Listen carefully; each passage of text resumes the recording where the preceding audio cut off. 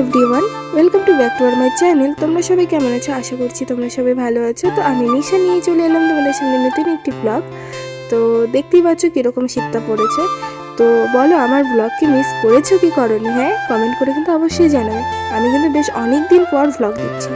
তো যাই হোক, সকালটা দেখতেই পাচ্ছ কীরকম শীত আর কনকনে ঠান্ডা দিয়ে শুরু হয়েছে।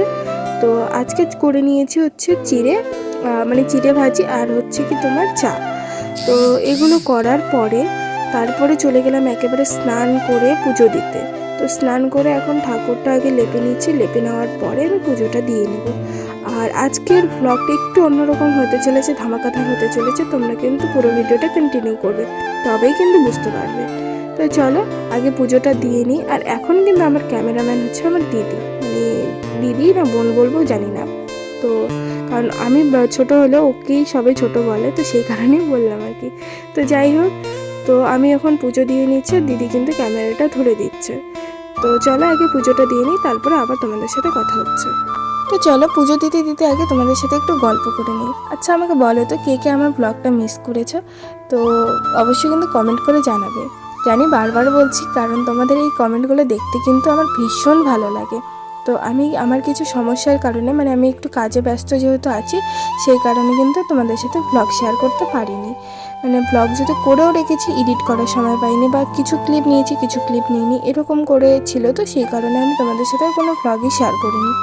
তো দেখতেই পাচ্ছ এদিকে হচ্ছে আমাদের এই বাড়ির রাস্তাটা, মানে আমার শ্বশুর বাড়ির থেকে আমাদের ভোটপাট্টি বাজার যাওয়ার রাস্তাটা, এটা হচ্ছে শর্টকাট রাস্তা। তো এই রাস্তা দিয়ে আমরা খুব কমই যাই, তো আজকে হেঁটে যাচ্ছি জন্য এই দিকেই চলে যাচ্ছি। তো এই জিনিসগুলো কিন্তু তোমাদের সাথে আমি কখনোই শেয়ার করিনি। আর এটা হচ্ছে আমাদের রাজারহাটের সামনে আর কি। তো আমি যাচ্ছি এখন বাবার বাড়িতে গিয়ে কোনো ক্লিপ নিতে পারিনি, কিচ্ছু শেয়ার করতে পারিনি, কারণ ওখানে গিয়ে মাত্র আধা ঘন্টা থেকে 1 ঘন্টার মতো ছিলাম, গিয়ে আবার চলে এসেছি বাড়িতে। তো এটা হচ্ছে আমাদের ভোটপাট্টি গুড়ন মোড়, আমরা কিন্তু এই দিক দিয়েই যাতায়াত করি। তো চলো আগে বাড়ি যাওয়া যাক, তারপরে আবার তোমাদের সাথে সবটাই শেয়ার করব।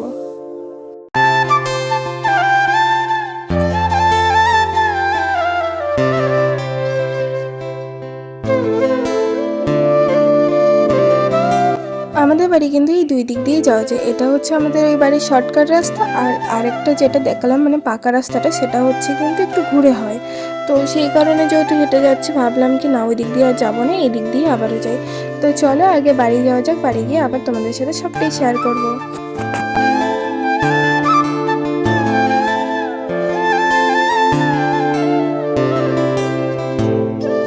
তোমাদের দাদাভাই গেছে বাজারে, আর আমি হচ্ছে কি এই যে সন্ধ্যাবেলা সব কাপড় চোপড়গুলো কিন্তু গুছিয়ে নিয়েছি, কারণ মানে এলোমেলো হয়ে থাকলে কিন্তু একটুও ভালো লাগে না। তো সন্ধ্যাবেলা এইসব কাজগুলো করে নিয়েছি। আর দিদিও রয়েছে, দিদি মানে বসে আছে ও এমনি, আর আমি কিন্তু এই কাজগুলো করে নিচ্ছি। আর বাইরেটা দেখো আজকে, মানে এটা কিন্তু সন্ধ্যা তখন লাগা লাগা ভাব আর কি, এরকম হয়েছিল। ওই প্রায় 4:30 কি 4:45 নাগাদ এরকম ভিডিওটা করেছিলাম। তো তো সন্ধ্যাবেলা একটু হাঁটাচলা করছিলাম, যে মানে এমনিতে ভালো লাগছিল না, তাই ভাবলাম একটু হাঁটাচলা করে নিই। আর দেখো আমি কিন্তু এখনো সোয়েটার থেকে শুরু করে কিচ্ছু পরিও নি। তো তারপর তোমাদের দাদাভাই বাজার থেকে চলে এসে নিয়ে এসেছিলো চাউমিন, আলু পোকরা। তো এখন এগুলোই সবাই মিলে খাচ্ছি। তো চলো আগে খাওয়া দাওয়াটা করে নিই, তারপর আবার তোমাদের সাথে কথা হচ্ছে।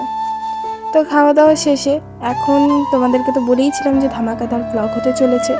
তো এই যে তার কিন্তু সব কিছু আমরা রেডি করছি। তো কী রান্না হচ্ছে না হচ্ছে সবটাই তোমরা দেখতে পারবে। তো এটা হচ্ছে এই দুজনই হচ্ছে আমার বন্ধু আর কি, অনেক আগের বন্ধু। তো এখন এই শ্বশুরবাড়িতে এসে তারা এখন রিলেটিভস হয়ে গেছে।